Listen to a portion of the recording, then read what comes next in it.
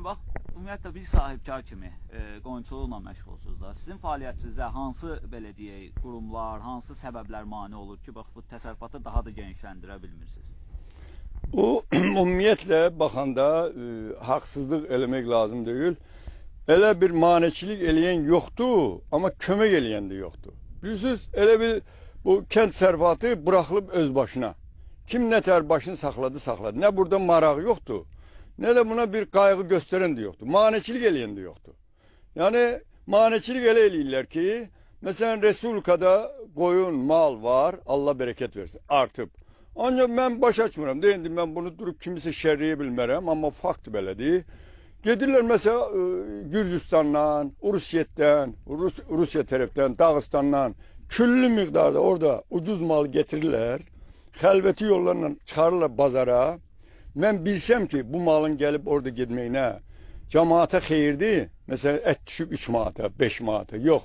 Bizdən onu 4 manata alan olmadı bu il. Bütün mal, qoyun qaldı əlimizdə. Amma götürüb bazara baxırıq ki, Bakıda 10-11 manatadır ət. Yaxşı, bu ya getirirlər, bu niyə ucuzlaşmır? Əgər ucuzlaşmırsa, bahadırsa bizdən niyə alan yoxdur? Bax, bu belə bir əngəllər var. Heç kim bizim qayxamızı tutub bizə demirlər ki, sən burada nahaq otarırsan, orada nə. Belə şey yoxdur. Amma həddindən artıq qayğısızlıq var. Məsələn, bizim mənə elə gəlir ki, köhnədən, ata-babadan kənd təsərrüfatı naziri deyəndə bizim nazirimizdir. Şəxsən mən onu televizorda görürəm. Məsələn, mən kimi bir aktiv qoca kişi, bu adamdan ötürü mən gezirəm ki, bunu heç olmasa bir əlinə əlim dəksin də, bu mənim nazirimdir. Bir baxaq görə bəlkə bir xeyir gəlir mənə onu əlinə görüşəndə. Bu adam görünmür, haradadır bu? Adı da kənd təsərrüfatı. Amma eşidirəm ki, orada xiyar belə apardı, pomidor apardı, yarmarka təşkillədi.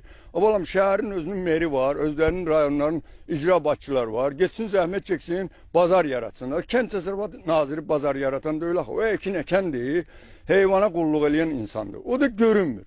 Biz də bu kənd təsərrüfatı naziri, biz lap mənim səsim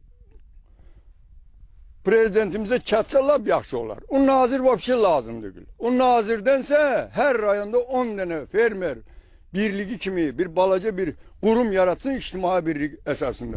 O ictimai qeyri-hökumət təşkilatı da o mərkəzi qeyri-hökumət təşkilatına əlbir olub işləsinlər, məlumatlar da vaxtında çatdırsın ki, vəziyyət nə yerdədir. O kənd təsərrüfatı naziri o boyda büdcədən yiyir o adam, o təşkilatlar. Onun bizə heç bir xeyri yoxdur. Şəxsən mən onu ziyarət eləməyə neçə ildə əlləşirəm və ziyarətinə gedə bilmirəm. Yoxdur bu adam, tapılmır. Ona görə də belə maneçiliklər var. Bax, sonra deyirdiniz ki, müəyyən deyək ki, həm hərbi hissələrdə... Bəli.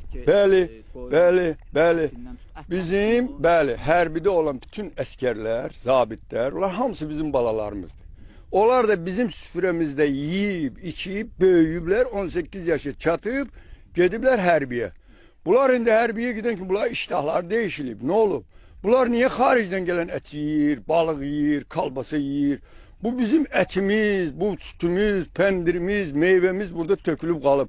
Nə olar bunu bizdən tədarük eləyib balalarımıza yedirsə pis olur bəyəm. Bu bizim qoyunların ətini yiyən uşaqlardırlar. Onların ağzı bura yaxşı verdi işte, çəm xaricdən gələn ətdən. Mən demirəm o ətlər pis ətlərdir, ya yaxşı, mən keyfiyyət mütəxəssis deyiləm.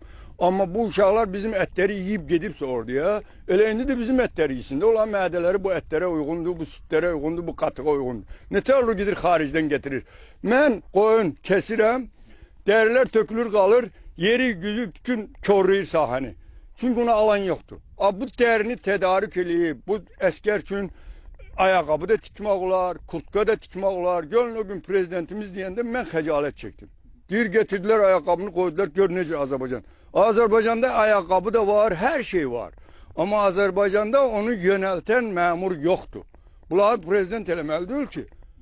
Mən o vaxtda da Ulu Öndərlə görüşəndə, məsələ qoyanda, öyle bildim bu kişi diksindi birdən-birə. Deyirəm o ki, bu belədir. Bu prezident neynəsin? Prezident nazir qoyub, icra başçısı qoyub, o biri komitə sədri qoyub. Yaxşı, bu işləyən yoxdur. Məsələn, biz götürək adicə suvarma sistemləri. Suvarma sistemi yayda qırılırıq, susuzluqdan batırıq. Qışda isə bizi sel basır. Axı bunun ya bunun qabağını kesin, bu sel yayda da gəlməsin, qışda da gəlməsin. Yayda quruyuruq, qışda su içində üzürük. Belə təşkilatçılıq olmaz axı. Amma indi deyirlər, Prezidentimizin gösterişi var. Burada mütehassisler gelip ölçübler, biçibler ki bize bu teze su ambarından, Tahtakörpü su ambarına su verecekler. Biz sabırsızlıkla onu gözlüyoruz. Hatta diyorlar ki prezident deyip ki 5 ilde o suyu havayı verir. Pul almayın. Allah onun canını sağ olasın. Bu yaxşı sorular gelir. Ama bu prezidentin dediğini eleyen kişi görünmür. Ortada yoktu ular. Ular niye yoktu bilmiyorum. Mesela bak birini de diyeyim. Bizde olan çetinlikler. Bize hiç kim elimizde tutup bizi döven yok diye. Hiç bizi adam yerine koyan yoktu aslında. Bizi maneçilik yok. Bizi adam yerine koyan yoktu. Mesela Quba kim nədir? Quba. Ağrar rayondur. Xaçmaz nədir? Ağrar rayondur. Mən də düzdür, Şabranda belə qadağalar görməmişəm. Şabranda azadlıqdır. Gedirsən, lapatka alırsan. Dəmirdümür mağazını saxlayırsan. Bir de birazdan görürsən ki, qayıdan sənə şey gəlib. Gösteriş gəlib ki, sən falan yerde düz saxlamamısan. Orada qadağan nişanı vardı. Avalan mən indi Bakıya qoymursan, Xaçmaza qoymursan, Qubada da gezəmirəm. Bu qayıdan başqa bu rayonlarda heç nə yoxdur. Bu qayı lazımdır bu Xaçmaza. Xaçmaz mənim bazarımdır. Şor satan, yumurta satan, et satan, yun satan bazı. Mən harda dayanmalıyım? Mən yabanı hardan almalıyım? Onda mən oraya gitməyə icazı yoxsa zəhmət çəksinlər, yükləyib yabaları, odunları getirsinlər, qapılarımızda gezdirsinlər. Bizi oralara gitməyə qoyurlar. Harda var qayıdır, ne bileyim ben kamera koyurlar, ne koyurlar. Ama biz hareket edelim. Biz kendi rayonunda da buradan bak. Kendi rayonunda kentçiye imkan vermek lazımdı ki gidip bu öz rayonun içinde geçsin, azat. Biz kimin de kapısını dövmürük ki. Biz gidip yaba alırız, lapatka alırız, lapatka sapı alırız. Harda saklayan maşınlar bizi. Çıxış yolu nədə görürsünüz? Baxın, bütün bunlar... Çıxış yolu... Siz ki, biz də təsərrüfatı gençləndirəsiniz.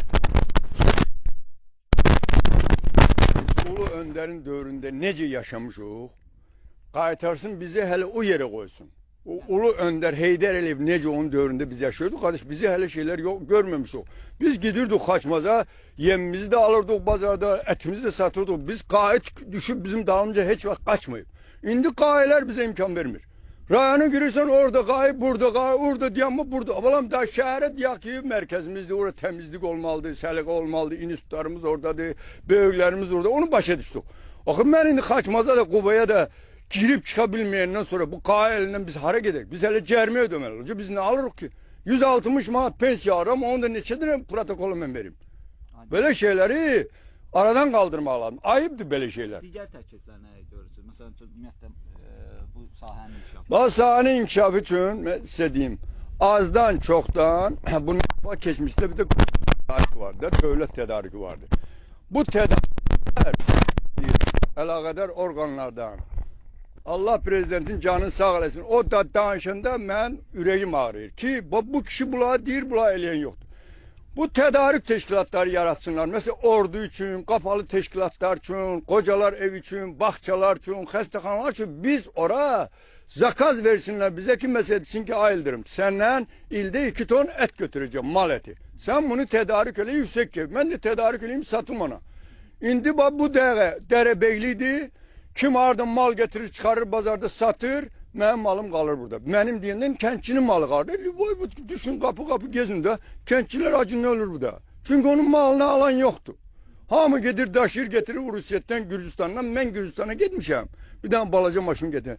Allah'a andolsun. Ben şeytan zat değilim.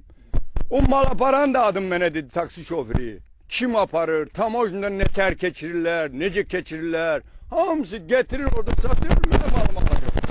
Ben